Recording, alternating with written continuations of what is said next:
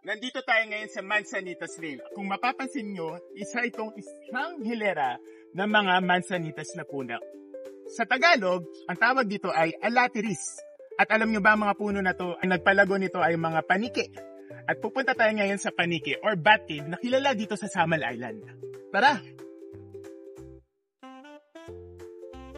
Nandito tayo ngayon sa Montfort Bat Colony dito sa Samal Island. At kilala to sa pinakamalaking colony ng mga Geoffroy's Rosette fruit bat. At meron tayong 1.8 million bats. Yes, more than 2 million. More than 2 million na, no? Pero ate, may tanong nga pala ako. Kasi kanina naglalakad kami papunta dito. Parang may tae ako dito na mga seeds. So parang, ano to ate? Siguro po, parang aratilis. No, or, aratilis. or bunga po ng balete. Okay. No? So, pag kinakain po kasi yan ng mga birds po dito. Tapos, dinidisperse nila yung mga seeds. Akala ko meron ng paniki kaagad eh.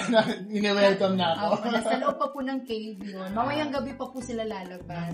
Night time. Kaya may night tour din po kami, sir. Okay. Venture tawag namin doon, Bats Immersion's Night Tour. Okay. Yes. Pero ngayon dahil day tour, mas makikita ba namin mga paniki? Makikita nyo po sa loob, no? May makikita po nila 10% of their populations. Pero kung gusto nyo talaga millions, night time. Totoo ba yun yung mga napapanood ko sa cartoon? Yung mga paniki, may pulang mata? Or cartoon lang ba yun? Hindi. Actually, hindi naman pula. Ganyan na yung tsura nila. Regular lang po. Siguro po, natatamaan nyo ng mga ilaw, flashlights, dim lights, kaya may parang reflections, kaya nagre-red. Okay. Pero hindi naman pula talaga. Okay. Hindi sila addict. Tama. Bawal lang addict. Baka masore eyes. Bawal dito. Sige po, thank you po. Okay po, thank you po. Pasok na kami sa Sige po. Thank you po. Enjoy po. Nandito tayo ngayon sa maternity or mating area ng mga paniki. Pagpasok nyo sa bat cave area, ito ang unang matatanaw natin. Dito kitang-kita naman yung mga paniki. At maswerte lang tayo ngayon ay gising sila.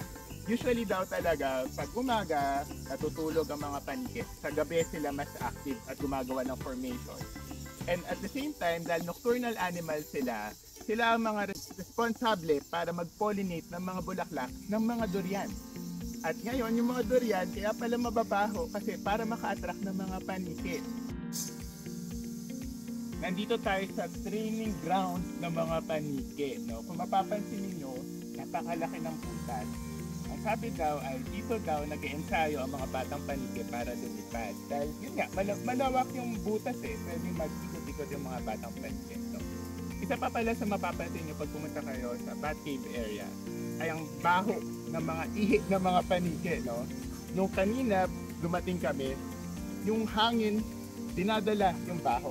Pero may ibang area naman dito na hindi mo maamoy yung baho kasi yung hangin dinadala sa ibang lugar. Pero ano pa sinamin dito sa training ground? Lakas ng amoy kasi mas marami sila nandito sa malaking kuweba.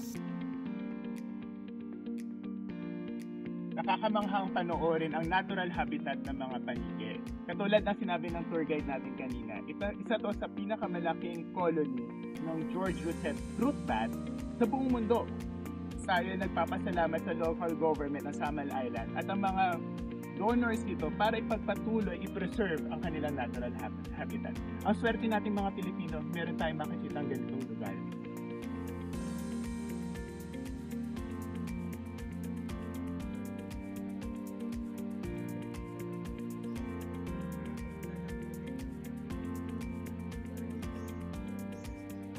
Alam nyo ba ang agilang nakikita sa 1,000 bill natin? Ay si Vigo, yung agilang kakakita niyo lang.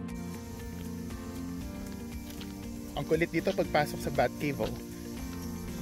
Nandito rin pala si Batman.